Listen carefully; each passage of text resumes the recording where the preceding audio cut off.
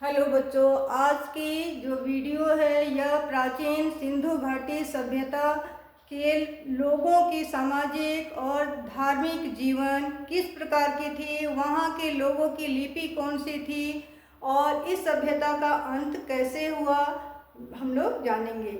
जब हम लोग प्राचीन सभ्यता की तुलना वहाँ के लोगों की सामाजिक धार्मिक जीवन के साथ करते हैं तो पाते हैं कि आज की जो आधुनिकता है उस प्राचीन सभ्यता में भी थी। उनके जो अवशेष मिले हैं उससे हमें इस बात का पता चलता है।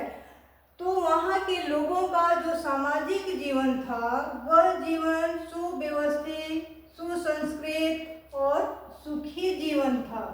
वहाँ का जो समाज था वह समाज 4 वर्गों में विभक्त था। पहला विद्वान का था, योद्धा, व्यापारी और श्रमिक थे।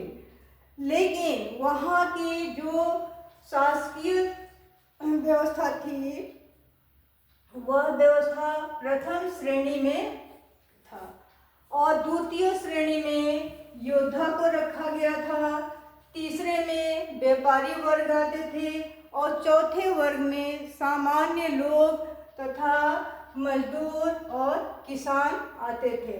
इन सभी का अपना अपना कार्य शैली अलग अलग था। वहाँ की जो संस्कृति थी उस संस्कृति का जो प्रचार प्रसार, आचार विचार, रहन सहन का लेखा जोखा जो रखते थे उसे वर्णिक कहा जाता था। संस्कृति इनके अनुसार ही संचालित होती थी। वो उस समय मातृ सत्तात्मक शासन प्रणाली ही सर्वोपरि थी। क्यों? क्योंकि जब खुदाई हुई, जो अवशेष वहाँ प्राप्त हुए उसमें नारियों की अधिक 100 की प्राप्ति हुई थी। तो जिससे यह पता चलता है कि वहाँ मातृ सत्तात्मक प्रणाली ही सर्वश्रेष्ठ थी। उस समय का जो समाज था वहाँ के जो लोग थे वे सूती कपड़े और ऊनी कपड़ों का ही प्रयोग करते थे। वहाँ की जो शिक्षा पद्धति थी वह पद्धति वेस्टरफेल्ड था। इस पद्धति पर ही वहाँ की लेखन शैली थी। जब पहली पंक्ति लिखी जाती थी तो पहली पंक्ति बाईं से दाईं ओर और जब दूसरी लाइन जब लिखते थे तो दाईं से बाईं ओर लिखा करते थे। इसका जो मूल अक्षर था उस मूल अक्षर की जो संख्या थी वह संख्या 64 थी। इसके अतिरिक्त वहाँ चित्रात्मक पद्धति भी प्रचलित थी। इसमें जो अक्षर थे उन अक्षरों की संख्या 250 से 400 तक थी। इन चित्रात्मक अक्षर से किन किन बातों की जानकारी प्राप्त की जाती थी? ध्वनि की, वस्तु की और भाव की। वहाँ की जो लिपि थी वह द्रविड़ लिपि थी।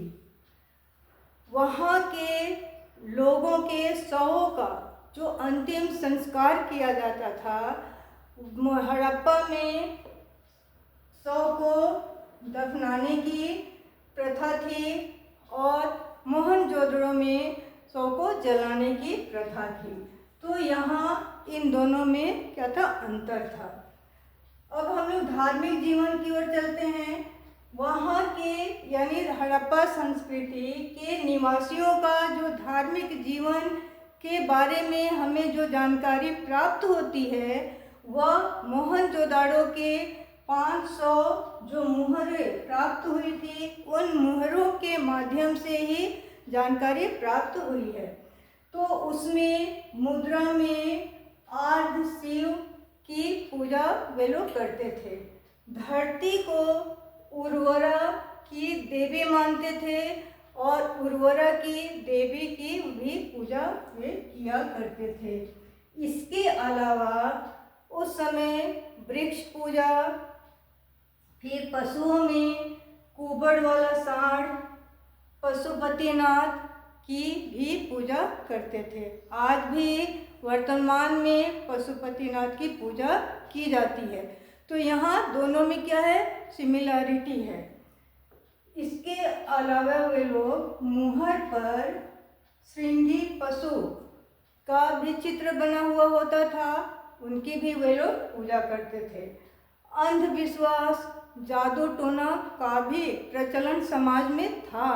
लोग जादू टोना, अंधविश्वास पर विश्वास किया करते थे और उसके द्वारा अपनी समस्याओं का समाधान जब करते थे तो समाधान के लिए वे लोग ताबीज़ का भी प्रयोग करते थे। ये आज भी हमारे समाज में क्या है, विद्यमान है। मूर्ति पूजा भी प्रचलित थी। देवी के सौम्य रूप की भी पूजा की जाती थी। ये सौम्य रूप की पूजा जो की जाती थी वह कहाँ की जाती थी, वह कुल्लू के बलूचिस्तान में की जाती थी। रौद्र रूप की भी देवी की पूजा होती थी, वह कहाँ होती थी, वह झाक नामक जगह में होती थी। तो ये उन लोगों की धार्मिक जीवन था। जब इसके बाद सभ्यता का क्या होने लगा, अंत होने लगा। सभ्यता कब तक अपने अस्तित्व में जीवित रही, उसका समय है 1000 साल तक सिंधु घाटी सभ्यता अपने अस्तित्व में जीवित थी, लेकिन धीरे धीरे पतन होने लगा।